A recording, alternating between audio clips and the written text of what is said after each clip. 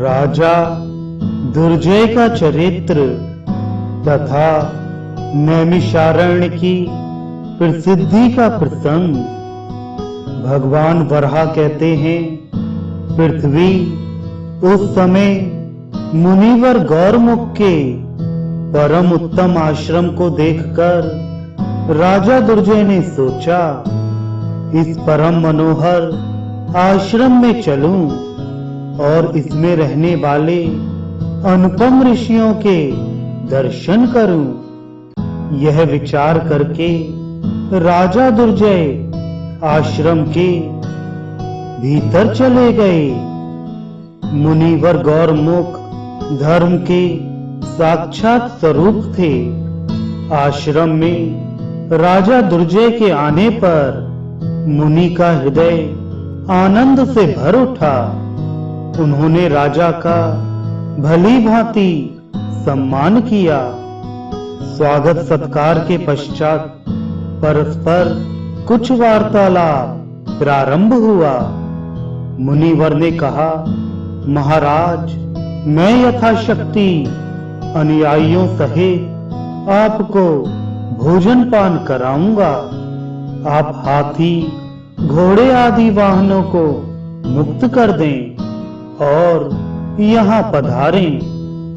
ऐसा कहकर मुनिवर गौरमुख मौन हो गए। मुनि के प्रति श्रद्धा होने से राजा दुर्जय के मन में भी आतिथ्य स्वीकार करने की बात जच गई। अतः अनुचरों के साथ वे वहीं रह गए। उनके पास 5 अक्षौणी सेना थी। राजा दुर्जय सोचने लगे, ये तपस्वी ऋषि मुझे यहाँ क्या भोजन देंगे। इधर राजा को भोजन के लिए निमंत्रित करने के पश्चात विप्रवर गौरमुख भी बड़ी चिंता में पड़ गए। वे सोचने लगे, मैं अब राजा को क्या खिलाऊं। महर्षि गौरमुख निरंतर भगवत भाव में तल्लीन रहते थे। अतएव उनके मन में चिंता उत्पन्न होने पर उन्हें देवेश्वर जगत प्रभु भगवान नारायण की याद आई। मन ही मन उन्होंने भगवान नारायण का स्मरण किया और गंगा के तट पर जाकर उन जगदीश्वर प्रभु की स्तुति करने लगे। पृथ्वी ने पूछा, भगवान विप्रवर गौरमुख ने भगवान विष्णु की किस प्रकार स्तुति की। इसको सुनने के लिए मुझे बड़ा कौतूहल हो रहा है। भगवान वराह बोले, पृथ्वी, गौरमुख ने भगवान की इस प्रकार प्रार्थना की, जो पीतांबर धारण करते हैं, आदि रूप हैं तथा जल के रूप में जो अव्यक्त होते हैं, उन सनातन भगवान विष्णु को मेरा बारंबार नमस्कार है। जो घट-घट वासी हैं, जल में शयन करते हैं, पृथ्वी, तेज, वायु एवं आकाश आदि महाभूत जिनके स्वरूप हैं, उन भगवान नारायण को मेरा बारंबार नमस्कार है। भगवान, आप संपूर्ण प्राणियों के आराध्य और सबके हृदय में स्थित हैं।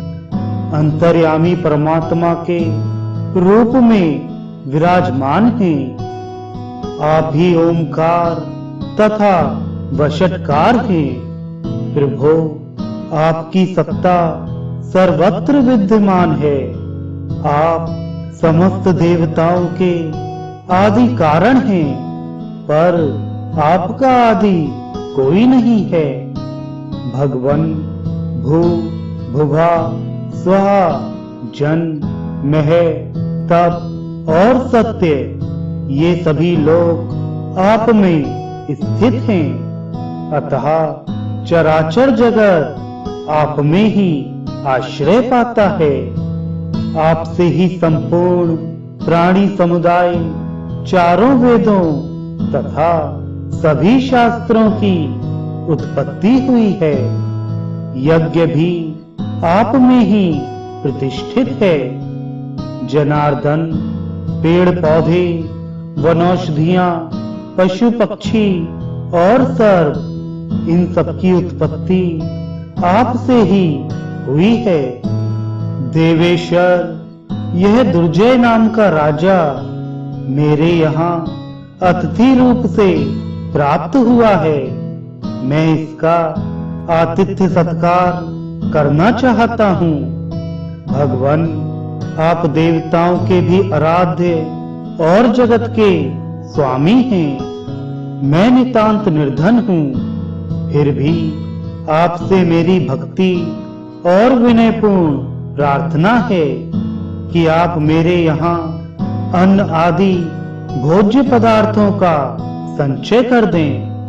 मैं अपने हाथ से जिस जिस वस्तु का स्पर्श करूं और आंख से जिस जिस पदार्थ को देख लूं, वह चाहे काठ अथवा तृण ही क्यों ना हो, वह तत्काल 4 प्रकार के सुपक्व अन्न के रूप में परिणित हो जाए।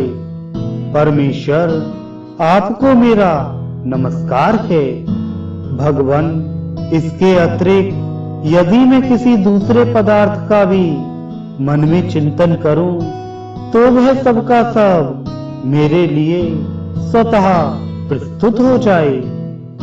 भगवान वराह कहते हैं, पृथ्वी, इस प्रकार जब मुनिवर गौरमुख ने जगत प्रभु भगवान श्री हरि की स्तुति की, तो वे अत्यंत प्रसन्न हो गए और उन महाभाग केशव ने अपना श्रेष्ठ रूप गौरमुख को प्रत्यक्ष दिखलाया और कहा, विप्रवर, जो चाहो वर मांग लो।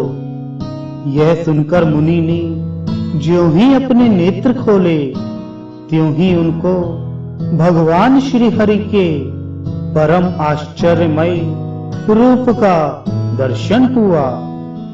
उन्होंने देखा भगवान जनार्दन अपने हाथों में गदा और शंख लिए हुए हैं और उनका श्री विग्रह पीतांबर से सुशोभित है।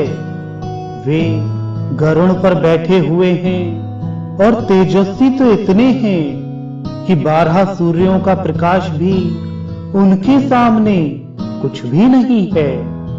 अधिक क्या, यदि आकाश में 1000 सूर्य एक साथ उदित हो जाएं, तो कदाचित उनका वह प्रकाश उन विश्व रूप परमात्मा के प्रकाश के सदृश हो जाए।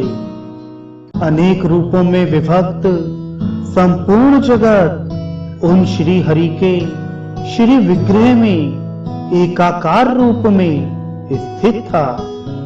देवी, भगवान श्री हरि के ऐसे अद्भुत रूप को देखते ही मुनिवर गौरमुख के नेत्र आश्चर्य से खिल उठे।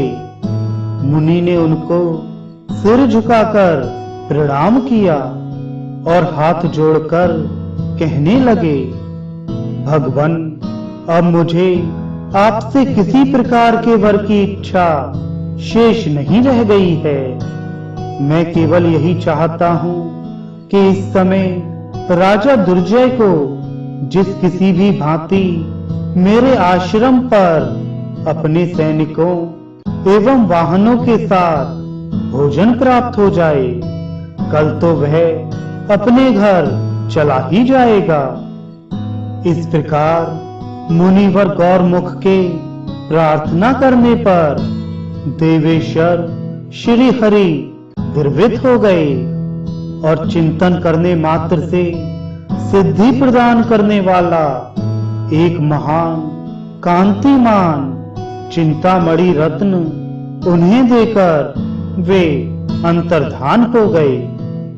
इधर गौरमुख भी अपने अनेक ऋषि महर्षियों से सेवे पवित्र आश्रम में पधारे। वहां पहुंचकर मुनि ने उस चिंतामणि के सम्मुख विशाल प्रासाद एवं हिमालय के शिखर तथा महान मेघ के समान ऊंचे एवं चंद्र किरणों के सदृश चमक से युक्त सैकड़ों तलों के महल का चिंतन किया।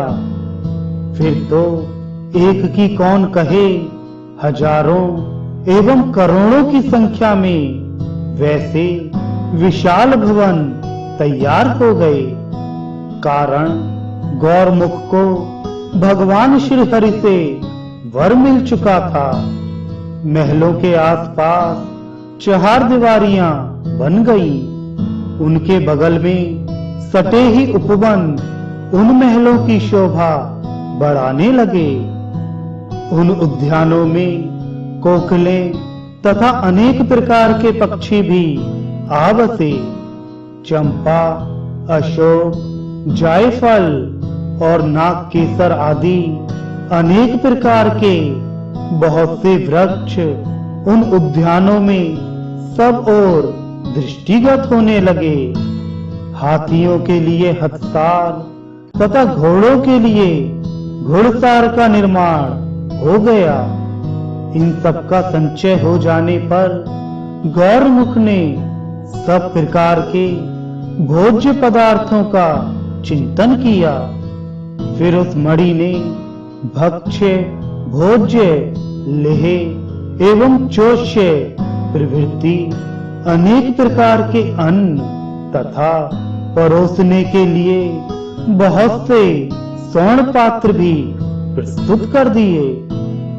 ऐसी सूचना मुनिवर गौरमुख को मिल गई।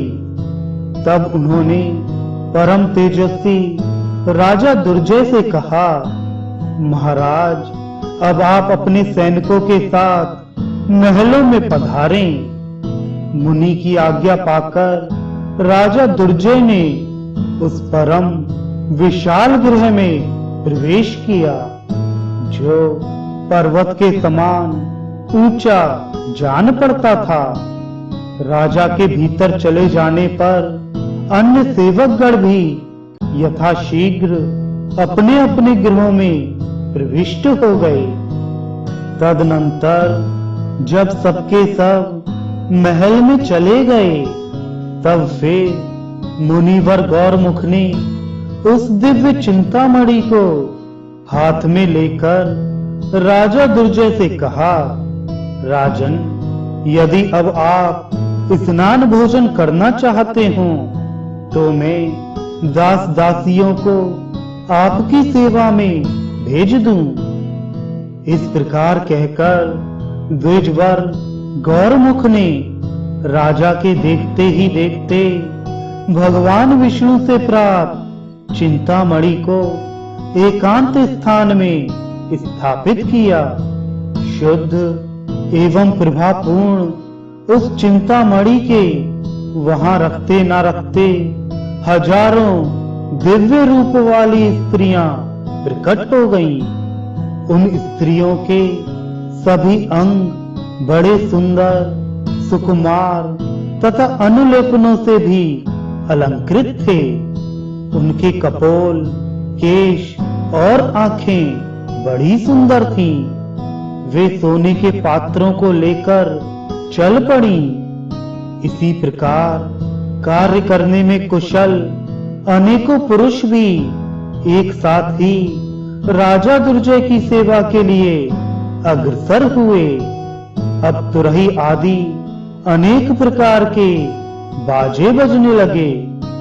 जिस समय राजा दुर्जय स्नान करने लगे तो कुछ स्त्रियां इंद्र के स्नान काल के समान ही उनके सामने भी नाचने और गाने लगी।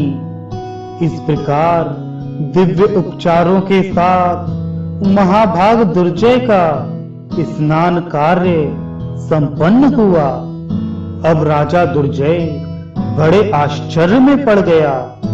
वह सोचने लगा, अहो, यह मुनि की तपस्या का प्रभाव है अथवा इस चिंतामणि का।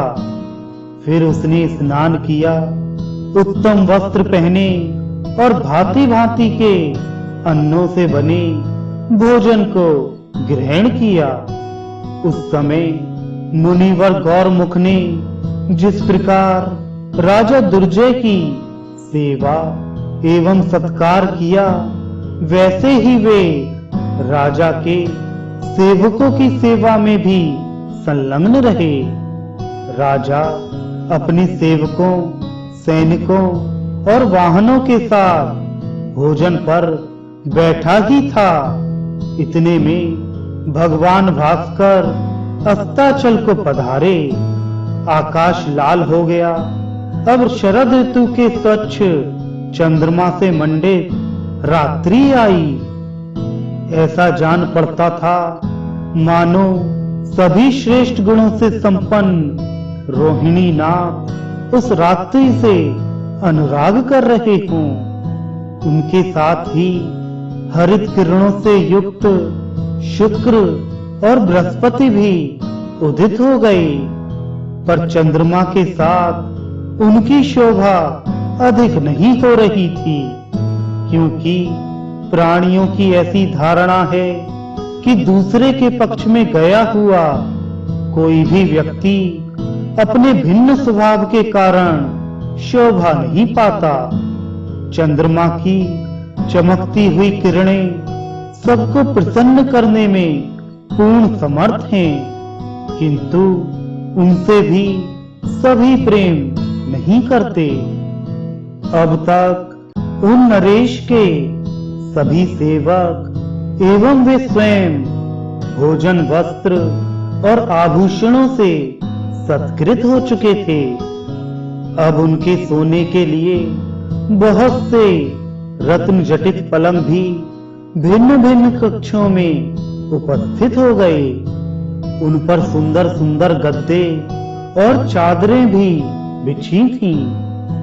अपने हाव भाव से प्रसन्न करने वाली मनोहारिणी दिव्य स्त्रियां भी वहां सपर्या के लिए तत्पर थीं। राजा दुर्जय उस महल में गया, साथ ही अपने भृत्यों को भी जाने की आज्ञा दी। जब सभी महलों में चले गए, तब वह प्रतापी राजा भी स्त्रियों से घिरा सुखपूर्वक शयन करने वाले इंद्र की तरह सो गया। इस प्रकार महात्मा गौरमुख के स्वागत सत्कार से प्रभावित परम प्रसन्न राजा तथा उनके सभी सेवक सो गए। रात बीत जाने पर राजा दुर्जय ने जगकर जब नेत्र खोले, तो वे सुंदर स्त्रियां सभी बहुमूल्य महल तथा उत्तम उत्तम पलंग सबके सब लुप्त हो गए थे। यह स्थिति देखकर दुर्जय को बड़ा आश्चर्य हुआ। मन में चिंता के बादल उमड़ आए और दुख की लहरें उठने लगी। यह मणि कैसे प्राप्त हो, इस प्रकार की चिंता की लहरियां उसके मन में बार बार उठने लगी। अंत में उसने निश्चय किया कि इस गौरमुख ब्राह्मण की यह मणि मैं हठपूर्वक छीन लूं, फिर वहां से चलने के लिए सबको आज्ञा दे दी। जब मुनि के आश्रम से निकलकर वह थोड़ी दूर गया और उसके वाहन तथा सैनिक सभी बाहर चले आए, तब दुर्जय ने विरोचन नाम के अपने मंत्री को मुनि के पास भेजकर कहलवाया कि गौरमुख के पास जो मणि है उसे वे मुझे दे दें। मंत्री ने मुनि से कहा, रत्नों के रखने का उचित पात्र राजा ही होता है, इसलिए यह मणि आप राजा दुर्जय को दे दें। मंत्री के ऐसा कहने पर गौरमुख ने क्रोध में आकर उससे कहा, मंत्री, तुम उस दुराचारी राजा दुर्जय से स्वयं मेरी बात कह दो। साथ ही मेरा यह भी संदेश कहना कि अरे दुष्ट, तू अभी यहां से भाग जा, क्योंकि यह स्थान दुर्जय जैसे दुष्टों के रहने योग्य नहीं है। इस प्रकार द्विजवर गौरमुख के कहने पर दुर्जय का मंत्री विरोचन, जो दूत का काम कर रहा था, राजा के पास गया और ब्राह्मण की कही हुई सारी बातें उसे अक्षरशः सुना दी। गौरमुख के वचन सुनते ही दुर्जय की क्रोधाग्नि भभक उठी। उसने उसी क्षण नील नामक मंत्री से कहा, तुम अभी जाओ और चाहे जैसे भी हो उस ब्राह्मण से मणि छीनकर शीघ्र यहाँ आ जाओ। इस पर नील बहुत से सैनिकों को साथ लेकर गौरमुख के आश्रम की ओर चल पड़ा। फिर वह रथ से नीचे उतरकर जमीन पर आया। तदनंतर अग्निशाला में पहुंचकर उसने मणि को रखे हुए देखा। परम दारुण क्रूर बुद्धि नील के पृथ्वी पर उतरते ही उस मणि से भी अस्त्र शस्त्र लिए हुए अपरिमित शक्तिशाली असंख्य शूरवीर निकल पड़े, जो रथ, ध्वजा और घोड़ों से सुसज्जित थे तथा ढाल, तलवार, धनुष और तरकस लिए हुए थे। भगवान वराह कहते हैं, परम भाग्यवती पृथ्वी, उनमें 15 तो प्रमुख वीर सेनापति थे, जिनके नाम इस प्रकार हैं: सुप्रभ, दीप्त तेजा, सुरश्मि, शुभ दर्शन, सुकांति, सुंदर, सुंद, प्रद्युम्न, सुमन, शुभ, सुशील, सुखद, शंभु, सुदांत और सोम। इन वीर पुरुषों ने विरोचन को बहुत सी सेना के साथ डटा देखा। तब ये सभी शूरवीर अनेक प्रकार के अस्त्र शस्त्र लेकर बड़ी सावधानी से युद्ध करने लगे। उनके धनुष स्वर्ण के समान दैदीप्यमान थे। उनके पंगधारी बाण शुद्ध सोने से बने हुए थे। अब वे परम प्रसिद्ध तथा अत्यंत भयंकर तलवारों एवं त्रिशूलों से प्रहार करने लगे। उस युद्ध में विरोचन के रथ, हाथी, घोड़े और पैदल लड़ने वाले सैनिकों के आगे मणि से प्रकट हुए वीरों के रथ, हाथी, घोड़े एवं पदाति सैनिक डट गए और उनमें भयंकर द्वंद्व युद्ध छिड़ गया। छलबल आदि अनेक प्रकार के युद्धों के बावजूद विरोचन के सैनिक भय से कंपित हो उठे और वे भाग चले। घोर रक्त प्रवाह से मार्ग बड़े भयंकर हो गए। दुर्जय के मंत्री विरोचन की तो जीवन लीला ही समाप्त हो गई। उसके बहुत से अनुयायी भी सैनिकों सहित यमराज के लोक को प्रस्थान कर गए। मंत्री विरोचन के मर जाने पर अब स्वयं राजा दुर्जय चतुरांगड़ी सेना लेकर युद्ध क्षेत्र में आया और मणि से प्रकट हुए शूरवीरों के साथ उसका युद्ध प्रारंभ हो गया। इस युद्ध में राजा दुर्जय की सैन्य शक्ति का भयंकर विनाश हुआ। इधर हेत और प्रहेत को खबर मिली कि मेरे जमाता दुर्जय संग्राम में लड़ रहा है, तो वे दोनों असुर भी एक विशाल सेना के साथ वहां आ गए। उस युद्ध भूमि में जो 15 प्रमुख मायावी दैत्य आए थे, उनके नाम सुनो।